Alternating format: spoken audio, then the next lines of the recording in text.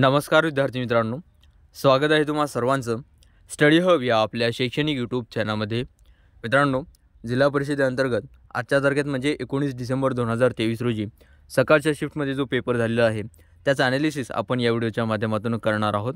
तर पहा, सर्वात प्रथम जी केमध्ये कशा पद्धतीचे प्रश्न विचारण्यात आलेले होते याचा आढावा घेतल्यानंतर आपण कालच्या तारखेत जो ज्युनियर असिस्टंटचा पेपर झालेला होता तर त्याचे दुपारच्या सत्रामध्ये नेमके कशा पद्धतीचे प्रश्न होते त्याची माहिती या व्हिडिओमध्ये पाहणार आहोत। त्यामुळे व्हिडिओ नक्की काळजीपूर्वक पहा। उर्वरित जेवढे प्रश्न असतील ते तुम्हाला आपल्या टेलिग्राम ग्रुपवरती मिळून जातील, त्यामुळे टेलिग्राम ग्रुप जॉईन व्हा। लिंक तुम्हाला डिस्क्रिप्शन बॉक्समध्ये पाहायला मिळेल। तर पहा, पहिला प्रश्न असा होता, पंतप्रधान कोणत्या शासकीय विद्यापीठाचे कुलपती असतात? तर जवाहरलाल नेहरू शासकीय विद्यापीठाचे पंतप्रधान हे कुलपती असतात। वृत्तपत्र सृष्टीचे जनक कोण असा प्रश्न होता, जे की बाळशास्त्री जांभेकर हे वृत्तपत्र सृष्टीचे जनक आहेत। त्यांनी दर्पण हे वृत्तपत्र काढलेलं होतं। स्टॅच्यू ऑफ युनिटीची उंची विचारण्यात आलेली होती, जी की सरदार वल्लभभाई पटेल यांची स्टॅच्यू ऑफ युनिटी आहे। त्याची उंची 182 मीटर आहे। त्यानंतर कळसुबाई शिखर कोणत्या जिल्ह्यामध्ये आहे असा प्रश्न होता। या अहमदनगर जिल्ह्यामध्ये कळसुबाई शिखर येते।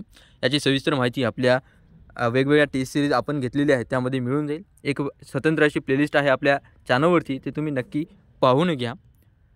त्यानंतर ठाणे जिल्हा सहकार बँकेचे अध्यक्ष कोण असा प्रश्न होता, जे की राजेंद्र गोपाळ पाटील हे ठाणे जिल्हा सहकार बँकेचे अध्यक्ष आहेत। त्यानंतर पद्मालय कोणत्या जिल्ह्यात आहे? तर जळगाव या जिल्ह्यामध्ये पद्मालय आहे। त्यानंतर ठाणे जिल्ह्यात कोणता तालुका हातमागसाठी प्रसिद्ध आहे असा प्रश्न होता। त्यानंतर सी गार्डियन्स युद्ध अभ्यास कोणत्या 2 देशांमध्ये चालू आहे असा प्रश्न होता मित्रांनो। त्यानंतर टर्नम जे धातू आहे तो सतलज नदीमध्ये सापडलेला आहे, तर तो कोणत्या IITने शोधला असा प्रश्न विचारण्यात आलेला होता। त्यानंतर महाराष्ट्रामध्ये सध्या किती महानगरपालिका आहेत असा प्रश्न होता, जे की 28 महानगरपालिका सध्या महाराष्ट्रामध्ये आहेत। याचीसुद्धा माहिती आपल्या टेस्ट सिरीजमध्ये तुम्हाला मिळून जाईल। GDP कोण घोषित करते असा प्रश्न होता। नीळ क्रांती कशाशी संबंधित आहे? तर मत्स्य उत्पादनाशी संबंधित आहे। मित्रांनो, हा प्रश्नसुद्धा आपल्या टेस्ट सिरीजमधलाच आहे। त्यानंतर फिशरी महामंडळ कोणत्या राज्यामध्ये आहे असा प्रश्न होता। तर मित्रांनो, अशा पद्धतीचे GKचे ऑल क्वेश्चन आपण या ठिकाणी पाहिलेले आहेत। उर्वरित जे काही प्रश्न आहेत ते तुम्हाला आपल्या टेलिग्राम ग्रुपवरती मिळून जाईल। वेगवेगळ्या विषयांची सर्व माहिती तुम्हाला वेळोवेळी मी प्रोव्हाइड करणारच आहे। त्यानंतर पहा मित्रांनो, कालच्या तारखेत जे कनिष्ठ सहाय्यकचा पेपर झाला होता, दुपारच्या सत्रामध्ये प्रश्न कशा पद्धतीने होते थोडक्यात आपण या ठिकाणी पाहूया। तर इंग्रजीमध्ये रिडिंग कॉम्प्रिहेन्शन पॅसेजवरती 5 प्रश्न होते।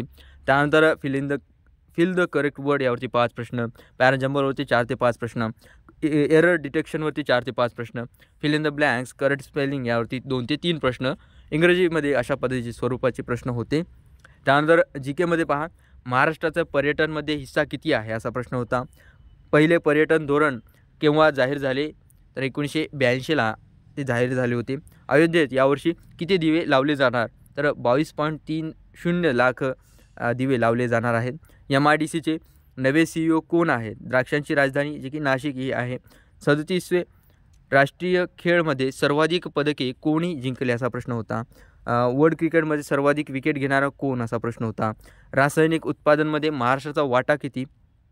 कोणते अभयारण्य महाराष्ट्र राज्यामध्ये नाही? ऊर्जा संवर्धन दिन जे की 14 डिसेंबर आहे। त्यानंतर ॲमेझॉनचे नवीन जे केंद्र आहे ते कुठे आहे? तर मुंबई या ठिकाणी ते स्थापन झालेले आहे। आनंदी कर्मचारी हा जो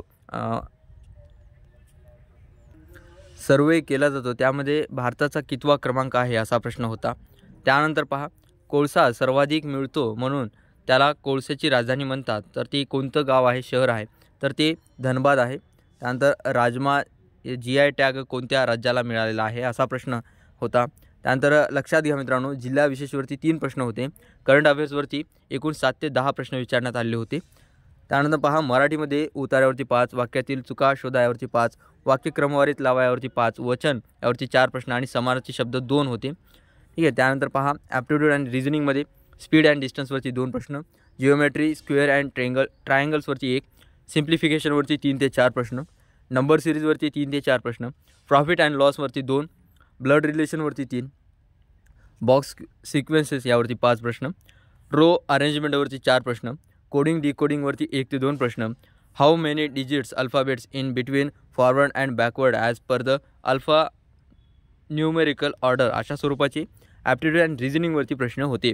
तर मित्रांनो, अशा पद्धतीने थोडक्यात कालच्या आणि आजच्या फर्स्ट शिफ्टमध्ये जे काही प्रश्न आहेत ते आपण पाहिलेले आहे। त्यानंतर उर्वरित जेवढे प्रश्न आहेत ते तुम्हाला वेळोवेळी आपल्या चॅनलमार्फत स्वतंत्ररित्या व्हिडिओ मार्फत माहिती देण्यात येईल. तसेच टेलिग्राम ग्रुप जॉईन व्हा, तिथून सुद्धा तुमचे सर्व डाऊट्स वेळोवेळी क्लिअर होतील. जर काही डाऊट प्रश्न उरले तर कमेंट करा. माहिती आवडली तर व्हिडिओला लाईक करा, मित्रांसोबत अवश्य शेअर करा आणि चॅनलला नक्कीच सबस्क्राईब करून ठेवा. भेटूया पुढील इन्फॉर्मेटिव्ह व्हिडिओसोबत. पाहत राहा आपला यूट्यूब चॅनल. धन्यवाद.